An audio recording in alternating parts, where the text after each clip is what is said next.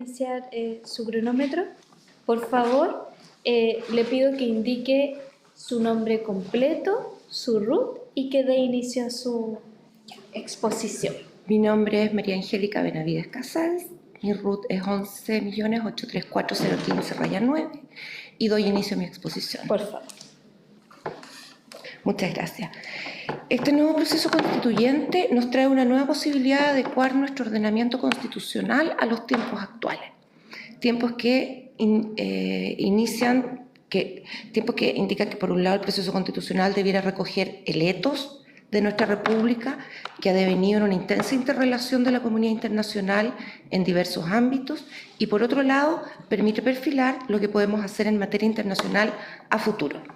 En ese sentido, es posible abordar el tema del derecho internacional y la Constitución desde tres aristas, o múltiples, pero tres muy evidentes: las fuentes, las competencias y los procedimientos. Sin embargo, me voy a referir a un tema previo que es un elemento fundante de las otras aristas que pueden existir y se refiere a la interacción entre el derecho internacional público y el orden nacional.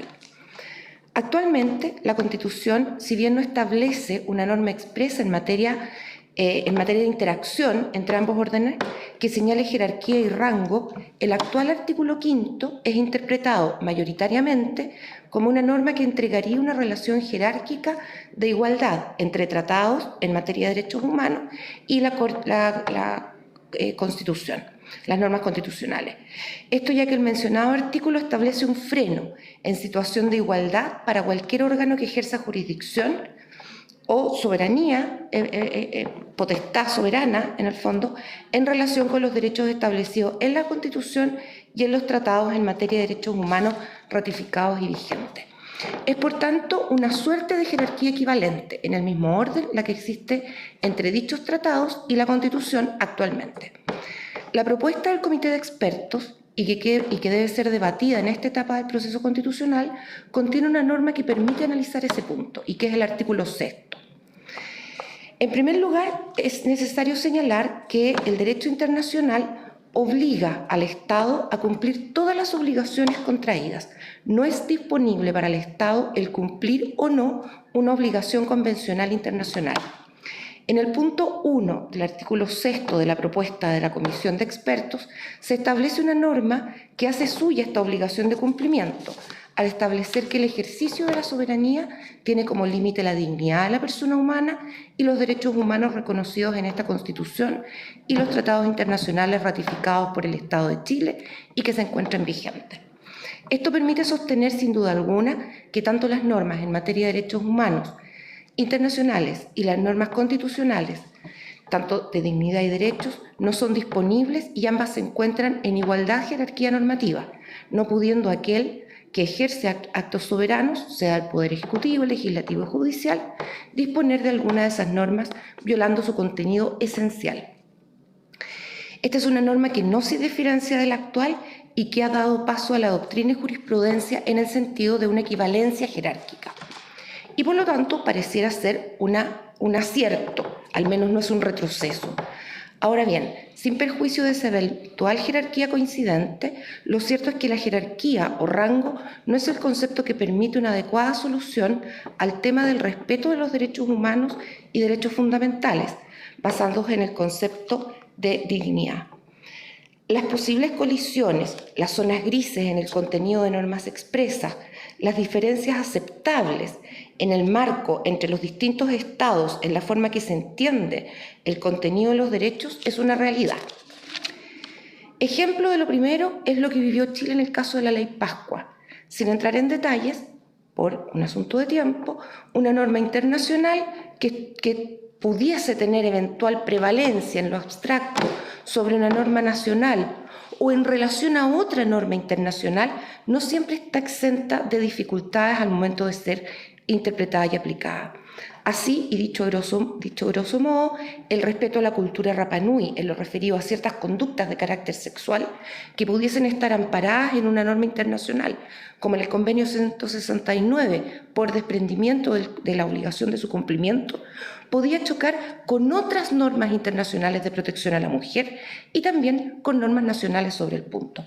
Es decir, el carácter nacional de una norma de rango constitucional o una norma de rango internacional no es per se una garantía de protección. El respeto de ciertas costumbres, entonces, puede eventualmente colisionar tanto con normas nacionales o como normas internacionales. Eso es un ejemplo. Asimismo, y derivado de la amplia textura conceptual y por ende interpretativa de ciertas normas nacionales e internacionales, no hace posible prescindir de una adecuada regla que haga interactuar ambos órdenes, el interno y el internacional, desde la obligación de interpretación a que se enfrenta todo aquel que aplica derecho. Es así, por ejemplo, que en el ámbito europeo, el Tribunal Europeo de Derechos Humanos ha establecido dos mecanismos no escritos de interpretación, que son la interpretación evolutiva, pero también el margen de apreciación, que permite una adecuada armonía entre los cambios ocurridos en la sociedad que van haciendo evolucionar las interpretaciones en materia de derechos humanos, pero al mismo tiempo un adecuado margen que se le entregue interpretativo a los estados, allí donde existen posibilidades de limitación de derechos o libertades por texto expreso de la Convención o porque existen ciertos marcos morales, valóricos, muy anclados en cada una de las distintas sociedades del ámbito europeo. Por lo tanto, es necesario establecer una norma de conciliación interpretativa, siempre respetando el núcleo esencial de los derechos humanos. Y esto es algo que se persigue dentro del proyecto de la Comisión de Expertos a través del artículo 6.2. Las normas de derecho interno, señala, deberán interpretarse de forma compatible con aquellos tratados, favoreciendo la protección más amplia de la persona. Considero relevante la norma, creo que es avanzar en la protección de los derechos humanos. Sin perjuicio de eso, considero que traer una fórmula no desconocida en el derecho constitucional comparado, que es estable como la mexicana, que señala que las normas relativas a derechos humanos se van a interpretar conforme a la Constitución y conforme a los tratados en materia de derechos humanos, aplicando el concepto de compatibilidad acertadamente que trae el texto del comité de expertos. Sería una norma redonda que da una flexibilidad, una amplitud interpretativa que permite rescatar tanto las particularidades nacionales como las obligaciones internacionales en materia de derechos humanos. Y por tanto, creo que es conveniente entrar en la discusión en este artículo sobre mantener tanto el sexto número 1 y al artículo sexto número 2, plantear la posibilidad que señale que las normas de derechos humanos serán interpretadas de manera compatible, sean de derechos de tratados, en materia de tratados de derechos humanos, o normas que estén contenidas en la Constitución y favoreciendo siempre la protección más amplia de la persona. La protección más amplia de la persona, es decir, un pro homine, permite siempre tener el freno y el límite exacto de la interpretación, aquella que sea más protectora. ¿De qué?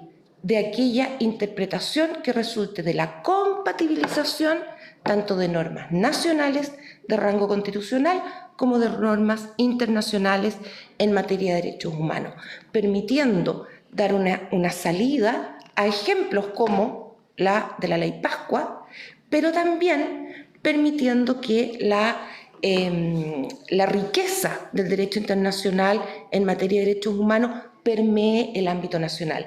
De esta manera se respetarían dos obligaciones de los estados, del Estado de Chile. En primer lugar, la obligación de cumplir los tratados internacionales ratificados y vigentes.